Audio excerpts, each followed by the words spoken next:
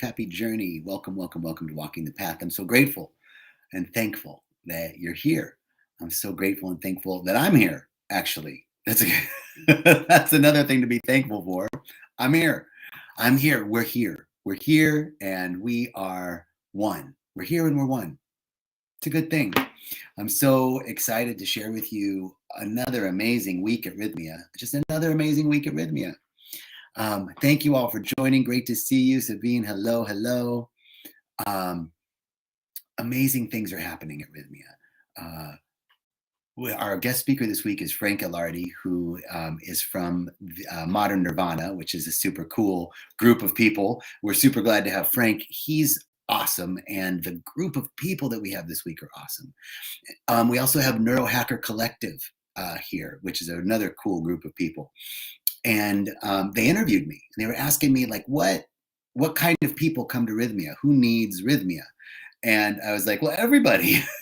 Why? Why is it that everybody needs this? Well, it's not that everybody needs it. It's that the thing that gets healed at Rythmia happens to everybody. You can heal it in various ways, but it gets healed at Rythmia in a really specific way. And with very specific results, like really tangible, regular, and consistent results. What is that gets healed? It's that thing that outpictures in our life as, I feel like I'm destined for more, right? I feel like there's more to life. This can't be it. I don't feel like I'm living up to my potential. Or the same thing happens in my life over and over again, the same people, the same, hey, Diego, great to see you. Hey to Bria and Alyssa, beautiful to see you guys. Thank you so much. And so people, like the other thing another indication that there's something that is asking to be healed in your life is that the song remains, the faces change, but the song remains the same. This little light of mine, I'm gonna let it shine. I got a little notice on one of the feeds that a good friend and regular watcher and listener is here. Thank you, Andrea. Great to see you. So the song remains the same, but the faces change. That's another sign that maybe something's asking to be healed in your life. Like, this is my 5th relationship, and everybody that I'm in a relationship with treats me the same way. They're all abusive, or they all cheat on me, or they all just, they all try and take advantage of me. Or this is my 7th or 8th job, and every job is the same. Like, nobody trusts me. They don't give me credit. Everybody takes my work. My boss doesn't give me acknowledgement, whatever it is, but it's always the same thing. That's another sign that there's something in you that's asking to be healed. So really anybody, right? Things, something that we're resisting, something that you're in a protracted fight with, right? That's another sign that something in you is asking to be healed. And that's the thing that gets healed at Rythmia. That merger back to a state of recognized wholeness, that we remember that we've always already been whole, that we're never not whole. It's just an appearance that we're not whole, right? That's what gets healed at Rythmia, which brings me to my topic of the day. It ain't necessarily so, okay? So listen, Melinda sent a Facebook chat saying, do you believe in God? Why, yes, I do. Melinda, where does your question come from? And I'm just looking at the chat here. Hey, Gretchen from California, Andrea. Thank you, Shelly. Great to see you. Looking at all these great people. Sabine, Bria, come back, you guys. Love to see you. Love to have you back. So it ain't necessarily so. What is that about? It ain't necessarily so. Well, for example, we were just talking about this sense of us being separate, the sense of us not belonging, the sense of us not being loved, the sense of us not being worthy, the sense of us not being enough. Because the truth is, we're enough. We're worthy. We've always been. We deserve by right of consciousness. But we have a sense that we're not. Something appears to keep us separate from our good. Something appears to keep us separate from our peace, from our love, from our joy, from our abundance, from our health, from our vitality.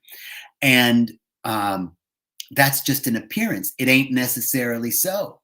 You know, what this topic came, Kenneth, brother, hey, what's up, man? What brought this up for me is the reminder that, you know, don't get caught up in appearances. Things are not what they seem to be. That's really an important piece to remember, because whenever I'm in a situation like I was in the last couple of weeks, where there's an upset with somebody that's very important to me in my life, and it's this like protracted like and I'm acknowledging my emotions, I'm acknowledging my feelings, I'm acknowledging, you know, what's going on for me, and I'm not able to get out of it. I wasn't able to get out of it. It took me a long time. So it felt like this was going to stay. This was going to be like, this was the way it was. Like I wasn't even thinking like, oh, this isn't always going to be this way. It will heal. Because I was just so blinded, like with blinders on, just stuck thinking about, hey, Anna, just thinking about this thing, right? On the other side, there was a couple weeks where I had come back from a retreat. I led a breathwork retreat in Alaska, which was freaking amazing. Alaska's beautiful this time of year. And I was really down for about a week after, which is a normal integration process. You know, like energy's down, you've expended a lot of energy, because I was co-facilitating the retreat. And I knew that it wouldn't always be that way. Like then in that instance, I had a sense like it's not going to always be this way. Like I know that I'll get through this. Let me just be present to what's so. And really, that's the only thing we can do to unwind these habitual patterns. The only thing we can do to unwind this habitual way of being is just to accept it, right? To be present to it. So it ain't necessarily so. Things aren't what they appear to be. This is so important for us to remember on the spiritual path that, oh my goodness, I'm looking here. We got Andrea, hello, Paul, hello, Nikki, hello. Wow, you guys are all cruising in. And over here on this side, on the Instagram world, Bridget and Mickey and Pedro, thank you all. Thank you. So yes, there is this surrender to the present moment, right? Surrender to the present moment, because things are always changing. Things are always moving. Things aren't what they appear to be. Something else could be going on that we're not aware of, mainly because our perception is myopic, right? I'm only able to perceive a little bit. So from an expanded awareness, I can see more. But right now, when I know my vision is myopic, it's important for me to remember it's not what it appears to be. Don't get caught up in the fact that this is the way it is, because from a different perspective, it's completely different. For example, how do we know? How do we know that from a different perspective, things are different? Let's think about, I love this example of being on the ground floor of a hurricane. I'm in the ground floor of a hurricane and things are crazy. Things are going all over the place, right? It's chaotic. It's dangerous. It's not safe. And so that's the ground floor. Now I'm in a plane. I'm flying above, and I look down at the streets. I can see the grid of the city and the trees and the light posts, right? I can see some order. There's some order and organization happening. And now I'm in the space station, and I'm looking at the Earth, and I just see this beautiful marble spinning on this black velveteen, diamond-studded space, you know, and the Earth is green and blue and brown, and that white swirl of the hurricane that I saw on the ground floor, that white swirl, it's swirling and the Earth is turning, and it actually looks peaceful and harmonious, right? So chaos on the ground floor, unsafe, chaos, etc. Order and harmony, or order and organization from the airplane, and peace and harmony from the space station. It's all happening at the same time. It's all happening now. So don't get caught up in the appearance of disorder, because there's peace and harmony seeking to emerge. Don't get caught up in the appearance that it's not safe, because balance and order and organization, and they're all seeking to emerge. They're all happening. And when I get my myopic perception, that is what doesn't allow me to see the other possibilities from a different vantage point. So when I know that I'm feeling like this is the way it is, then I know, stop, drop and roll, stop, breathe, check in with myself. Yeah, I know when I'm contracted. You know when you're contracted. You know that feeling of like, everybody's fucked up but me, right? They're all wrong. It's their problem, not mine, right? And that might well be the case. Don't get it twisted. They might be fucked up. But there's nothing you can do about that. The only thing you can do is right here. So even if you're right that they're fucked up, even if you're right that the situation is unjust, the only thing you can do is handle it in here. So how do we do that? How do we handle it in here? Well, first of all, we get in touch with how we're feeling. That's the first thing. What's going on with me? How am I? I gotta check in here.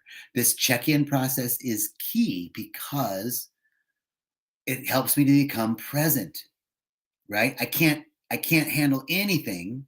I can't handle anything in the future, and I can't handle anything in the past. I can only handle what's going on now. So this surrender to the present moment. How do I surrender to the present moment?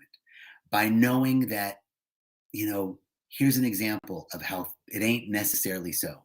All things in nature, all systems, biological and physical, seek homeostasis. That's an equation, an undergraduate physics experiment, actually called the Kurimoto equation. And you might have seen it on YouTube with a thing called 32 Metronomes, which is an example of an experiment showing that all systems, biological or physical, seek homeostasis, seek balance, seek harmony and order. So the example of the 32 metronomes is that you get 32 metronomes, and they're all going at different times. They start at different times, and then eventually they all sync up. It's pretty remarkable. Well, that's how we are. So in the beginning, it looks chaotic, but order and balance and harmony are seeking to emerge. Every system, biological and physical, seeks homeostasis, seeks balance. So chaos then is always the precursor to order. Confusion is the precursor to clarity. Things are always shifting in the material world. Things are always seeking balance and always seeking order. And when to order, it can look chaotic. Things are not what they appear to be. It ain't necessarily so. Now, I don't know if any of you are old enough to remember an old George Gershwin. I think it's from the first African-American opera, or first opera written for African-American lead roles, was George Gershwin's Porgy and Bess. And there's a song, "It isn't necessarily so. It isn't necessarily so." I don't know the rest of the words, but I know that's a George Gershwin song. Anyway, it ain't necessarily so. Okay, so that's the first piece, right? Is to recognize, check in with myself. How am I feeling? How am I feeling? And know that whatever I'm feeling, if I'm feeling chaotic, if I'm feeling confused, if I'm feeling scared, if I'm feeling anxious, if I'm feeling sad, that whatever I'm feeling is going to change. It's the natural order of things. They wrote an equation. If there's a mathematical equation about it, it's got to be true, right? So, hey, thanks, Andrea. Andrea said I had a nice voice. I used to sing in some choirs, but I never got to solo because, I'm a really good harmonizer. I'm a really good blender. And I really love doing that. I love singing in harmony. Completely off topic. Let's get back on topic. So the first thing is to check in. How am I feeling? How am I? That is the first level of beginning to disentangle ourselves from being so tightly fused with what we're going through. Right? I can't stop to think that it's not always going to be this way if I don't take a moment and notice how I'm feeling. If I'm just fused with it, then I'm just in it. It's like I can't see that I'm looking through the lens of fear or doubt or worry or anxiety. So the first thing is to check in. As I check in with myself, then I can identify what I'm feeling. And the second part of this is to just observe it, to just observe it. We don't have to do anything with it. That's the thing. We don't have to try and fix it or try and change it. In fact, trying to fix it, trying to change it, I got to change my mood. I'm in a bad mood. I got to shift this mood, right? That's actually going to protract the whole experience, because what we resist persists. We're resisting what's so. We're resisting an emotion that's coming up, and that emotion is coming up for a reason. It's coming up to tell us something. It's coming up to tell us that the coping mechanisms that we're using aren't really working. Hello? Ding, ding, ding, ding, ding. The thing that you're using to get yourself out of the situation isn't working. So how do I get out of that? Observation. Observation without judgment. Freedom is observation without judgment. The truth emerges outside of opinion and judgment. So here's what we get to do. First, I get to observe.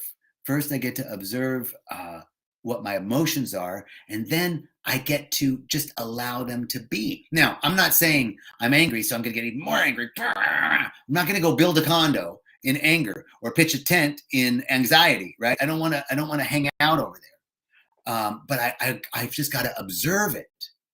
I've just got to see it, and somehow, in the seeing of it, in the observing and the observation of it, it loses its charge.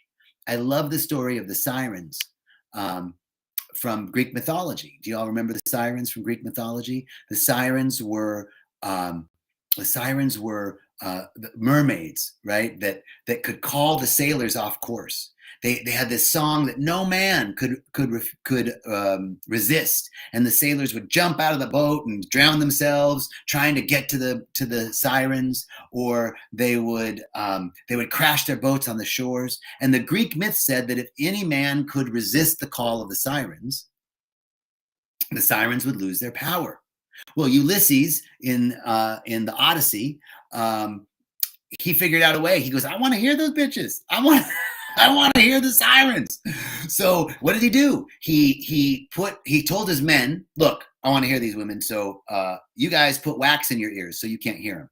And you guys tie me to the mast of the ship and don't let me go until we get to the other side. But I want to hear them, but don't untie me. Don't listen to what I say. If I say untie me, I got to get to the sirens. Don't do it, right? Just wait until we get to the other side. He got to the other side. Obviously, the sirens lost their power. How many of us have our personal sirens that call us off course? Our fear, our doubt, our lack, our limitation, our not enoughness, our sadness, our anxiety, our health issues, our whatever it is that calls us off course, that causes us to crash the momentum of our ship of consciousness on the rocky shores of fear and doubt and lack and limitation. All we have to do is observe the call of those sirens. There it is. There it is. And there it is. And as we've talked about before, we can just in the observation of it, it loses its power. It's the way to begin to unravel this knot that we've gotten tied ourselves up in. So that's our talk for today. We are talking about it ain't necessarily so. Don't judge by appearances. Things aren't what they appear to be. How do we get out? Things are always changing, right? The nature of the universe is changing and expansive. The nature of our physical material world is constantly seeking order, harmony, and balance. So if anything's out of harmony, anything's out of order in our lives, it's looking to become harmonized. It's looking to become ordered and balanced if we can allow it. Our allowing of it is our being with it. Our allowing of it is our observing it. And when we can observe without opinion and judgment, we begin to see the truth. When we can observe without making ourselves wrong, I'm so sad, and I know I shouldn't be sad, and I know I need to get out of this, and I'm wrong for being sad, or anger's my thing. I got angry again. I'm angry at myself for being angry. Right? It keeps going. So in the observation of it without opinion and judgment, there's my anger. I was angry again. There's my angry guy. I got an angry guy. Okay, that's all we can do. But watch, as you do that, it loses its power. It loses its charge. Thank you. Thank you. Thank you all for joining us today. Have a beautiful day. Have a beautiful, beautiful day. Wait a minute. There's one more thing that wants to come through. Yes. Okay. So along with this, the Sirens, I've got another story of demons. So there's a supposedly a monastery in Spain where you can get enlightened, right? If you go there, you get enlightened. And this guy goes to the monastery and he says, is this the monastery where you can get enlightened? And the monk says, yes, this is the monastery where you can get enlightened. The guy says, well, what do I have to do to get enlightened? He goes, you just have to walk through the room of 1,000 demons. And the guy goes, oh, the room of 1,000 demons, that sounds kind of scary. He goes, don't worry about it. The demons don't have any power. They have zero power. All you have to do is walk through the room and not listen to them, not believe what they say. The guy goes, that's all I got to do and I can be enlightened? He's like, yep, that's it. So the guy goes, okay, I'll do it. How many people have made it through? The monk said, not one. Not one. Not one of us. Not one of us hasn't gotten caught by the demons of doubt and worry and lack and limitation, and you're not enough, and you're not smart, and you're too fat, or you're too short, or you're too old, or you're too whatever, or you're not enough of something, or you're not that, you're not like they are, you didn't have what they had, you didn't get the whatever, are demons. How many of us have been caught by our demons? So we get to say, you ain't got no power, demons. No demons ain't got no power. Just tell them. You ain't got no power. Because I got the power. Ooh, I got the power. Yeah, I got the power. All right. That's it now for sure. I love that story. I'm putting it in my book. And I love you all. I'm so grateful. Thank you all for joining. Hello, everybody in the Facebook Live world. Hello, everybody in the Instagram world. Hello, everybody in the YouTube world. Thank you, Rythmia, for allowing me to do this Facebook Live. Thank you, Jerry. Love you, brother. Thank you, thank you, thank you. Thank you, Spirit. Thank you, Spirit. Thank you, life. Thank you, love. Thank you, beauty. Thank you, divine intelligence. Thank you, thank you, thank you, thank you, thank you. I'm so grateful. I'm so thankful. And I am sending you all so much love, many blessings, richest blessings, choicest blessings, the choicest blessings. And so it is. Amen. Ashe. Aho.